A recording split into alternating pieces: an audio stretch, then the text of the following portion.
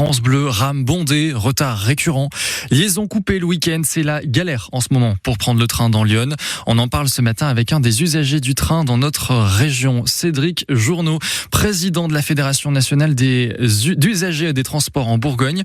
Il répond ce matin à vos questions, Delphine Martin. Bonjour. Oui, bonjour à tous et bonjour à vous, Cédric Journeau. Bonjour madame. C'est compliqué de prendre le train en ce moment, les week-ends spécialement depuis ou vers Paris. Des travaux de modernisation entraînent la coupure de la ligne TER et donc ça veut dire que les voyageurs sont obligés de passer par Montbard, de prendre des bus, ça dure plus longtemps, ça coûte plus cher, parfois 100 € pour aller jusqu'à Paris depuis Auxerre. La SNCF explique que ces travaux étaient indispensables. Qu'en pensez-vous ? Alors là où la SNCF a raison, c'est effectivement ces travaux sont indispensables aujourd'hui. Le réseau ferré en France a pris tellement de retard, et ça avait déjà été soulevé par l'école polytechnique de Lausanne en 2005. Notre réseau souffre de vieillissement parce que depuis des années et des dizaines d'années, l'État n'a pas pris à sa charge les frais inhérents à l'entretien, et je dis bien qu'à l'entretien, pas à la modernisation de ce réseau. Donc forcément, il arrive un moment, il faut que ces travaux se fassent. Malheureusement, il y a toujours des conséquences pour l'usager, et là, force est de constater qu'elles sont quand même assez gravissimes pour Lyon.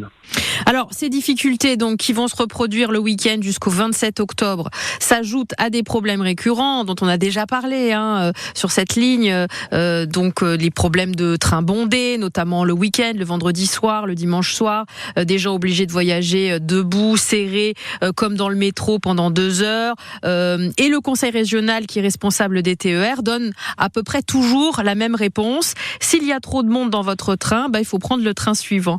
Est-ce que c'est une réponse qui est acceptable selon vous ? Pour répondre clairement à votre question, cette réponse aujourd'hui, elle est difficilement entendable. Certes, nous avons une chance, c'est que sur cette ligne entre Paris, La Roche et Dijon, il y a ce qu'on appelle un cadencement. Donc vous avez au minimum un train par heure. Mais un premier défaut, c'est qu'autant quand il a été mis en place ce cadencement, donc dans les années 2008-2009 de mémoire, ce cadencement était quand même extrêmement rigoureux.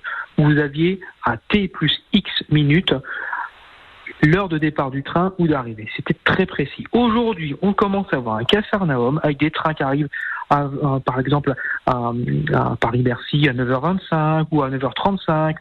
Il faut quand même souligner que la SNCF et la région ont fait des efforts puisque depuis 1 an maintenant, ils mettent ce qu'on appelle 3 rames automotrices l'une derrière l'autre, donc ce qu'on appelle une UM3, une unité multiple, entre Paris, Dijon et Lyon sur les plus grands trains.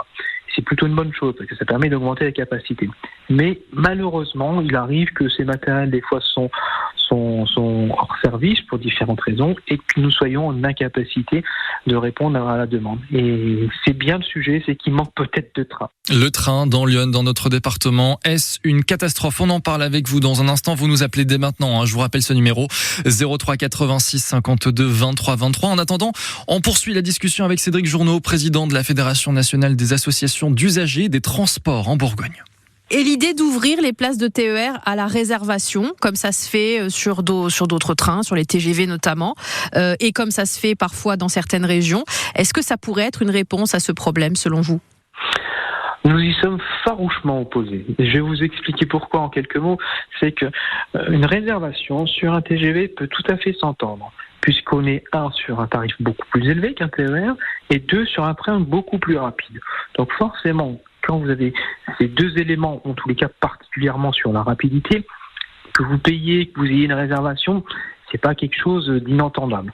Par contre, le TER, train express régional, c'est avant tout un train du quotidien.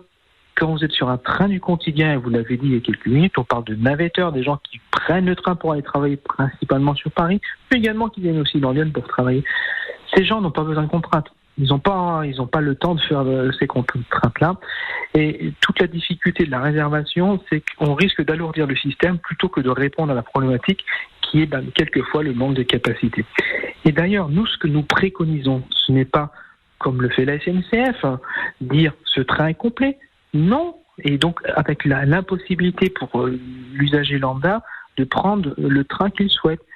L'idée, c'est plutôt de dire attention, ce train est complet. Si vous souhaitez malgré tout prendre un billet, nous ne vous garantissons pas une place assise. Et ça peut tout à fait se pratiquer. Voilà.